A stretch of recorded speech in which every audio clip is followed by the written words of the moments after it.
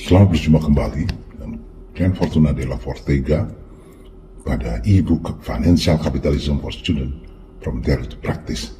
Kita sampai pada chapter 6 pada subtema teknik penilaian saham dan obligasi. Valuation technique for stock and bonds, yaitu teknik penilaian saham dan obligasi. Memahami cara menilai saham dan obligasi dengan benar sangat penting bagi siswa yang tertarik pada bidang kapitalisme keuangan. Dalam subbab ini kita akan mengeksplorasi berbagai teknik penilaian yang dapat membantu siswa membuat keputusan investasi yang tepat dan menavigasi dunia saham dan obligasi yang kompleks. Pertama, analisis fundamental. Salah satu teknik penilaian paling umum untuk saham dan obligasi adalah analisis fundamental. Pendekatan ini melibatkan evaluasi kesehatan, keuangan, dan kinerja perusahaan atau emiten dengan menganalisis faktor-faktor seperti pertumbuhan pendapatan, laba dan arus kas. Siswa dapat menentukan nilai intrinsik saham atau obligasi. 2. Analisis arus kas diskonto, discounted cash flow atau DCF.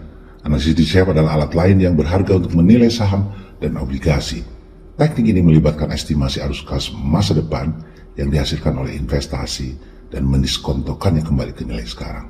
Dengan mempertimbangkan nilai waktu dari uang, siswa dapat menentukan apakah suatu saham atau obligasi dinilai terlalu rendah atau terlalu tinggi.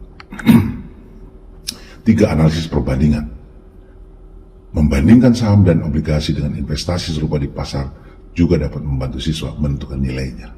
Dengan menganalisis metrik seperti rasio harga terhadap pendapatan, P per E, rasio harga terhadap buku, P per B, dan imbal hasil, siswa dapat menilai apakah suatu investasi memiliki harga yang wajar dibandingkan dengan investasi sejenis.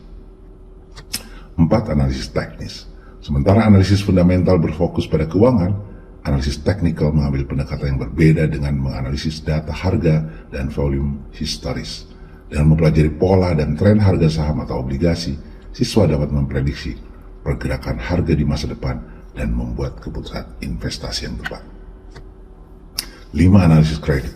Untuk penilaian obligasi, analisis kredit sangat penting.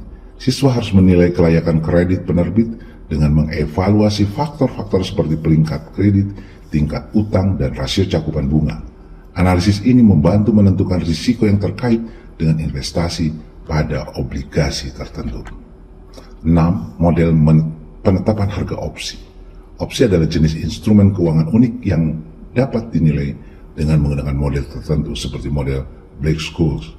Mahasiswa yang tertarik dengan sekuritas derivatif harus memahami model-model ini untuk menilai nilai opsi dan aset yang mendasari secara akurat.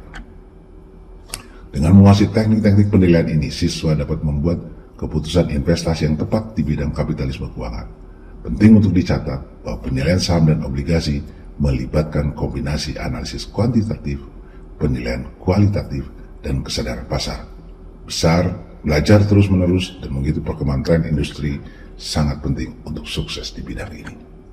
Glenn Fortuna de la Fortega, Analyze Concept Strategy Solution, de la Forte Reinforcement.